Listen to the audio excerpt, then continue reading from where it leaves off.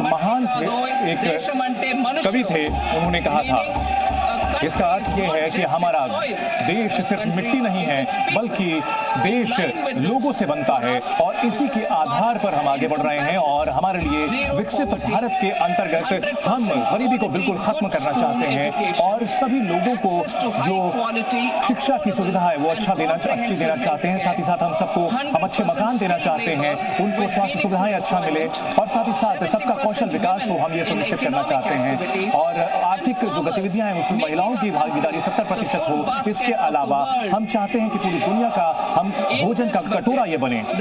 हम इस बजट में हमने जो विकास के कदम उठाए हैं उसमें 10 हम मुख्य क्षेत्रों पर फोकस कर रहे हैं। पहला, गरीब, युवा, अन्नदाता, नारी, इस पर हमारा ध्यान है।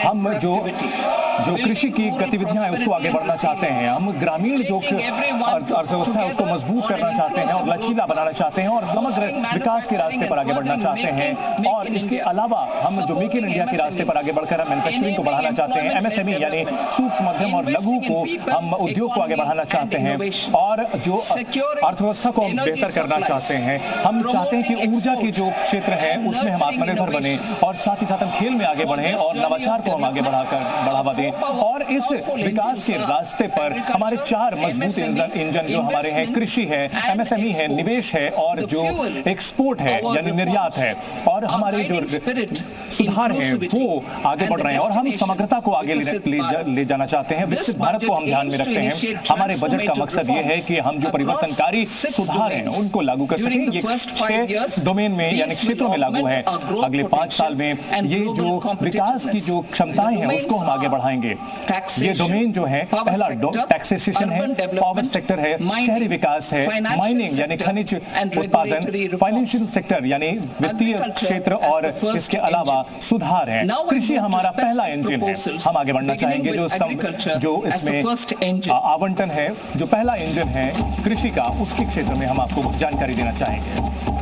प्रधानमंत्री धन धान्य कृषि योजना एग्री डिस्ट्रिक्ट्स प्रोग्राम, और ये एग्री डिस्ट्रिक्ट प्रोग्राम है जिसमें जिलों को सशक्त किया जाएगा और जो आकांक्षी जो जिले हैं उसको आगे बढ़ाएंगे। और इसको लेकर सरकार में प्रधानमंत्री धन धान्य कृषि योजना को हम लागू करेंगे जो कि राज्यों के साथ भागीदारी में होगा। और इसमें जो अभी जो स्कीम्स चल रही हैं उसको भी इसमें जोड़ेंगे और इस प्रोग्राम के तहत 100 जिलों को जोड़ा जाएगा जहां की उत्पादकता अभी कम है और जहां पर अभी उपज भी कम है और जहां पर अभी कर्ज भी उम्मीद से काफी कम है। इसको हम आगे बढ़ाना चाहेंगे। हम सबसे पहले यहां पर जो कृषि उत्पादकता है उसको बढ़ाना चाहेंगे। दूसरा, और इसमें हम जो विविधता लाना चाहेंगे उपज को लेकर के और अच्छे जो तरीके हैं उसको अपनाना चाहेंगे।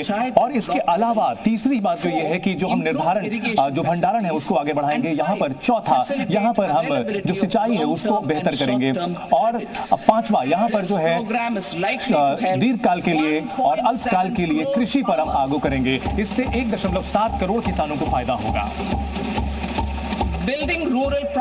और जो ग्रामीण इकोनॉमी को बेहतर